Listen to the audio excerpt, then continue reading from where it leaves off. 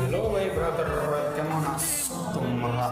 আশা করি সবাই খুব ভালো আছো। তো আমি এখন বাসায় আসছি, এতক্ষণ নিচে ছিলাম। সো আমার বাসাটা দেখতে পাচ্ছি তোমার মেন রোডের সাথে, ঢাকা টু চিটাগাংয়ের সাথে আমার বাসা, 4তলা বিল্ডিং।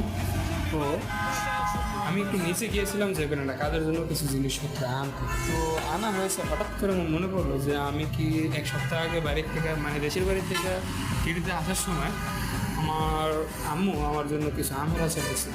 বাট সেগুলো যেহেতু এক সপ্তাহ হয়ে গেছে, সেগুলো চাল দেওয়া দরকার আমার মনে হয়েছে, নাহলে নষ্ট হয়ে যেতে পারে। অবশ্য গত পরশু দিন রাত্রে আমি একটু খাইছি, তো তখন দেখছি ভালো আছে, তো একটু জাল দেওয়া দেওয়া দরকার, হয়তো আবার নষ্ট হয়ে যাবে। তো যেহেতু আম্মু আমার জন্য 17 পাঠিয়েছে, আমার আবার আচার বেশি পছন্দ, এবার কেউ মনে করে না যে অন্য কিছু কোনো সমস্যা থাকতে পারে। অনেক ছেলেদেরই আছে আচার পছন্দ, সো সেই হিসাবে ভাবছি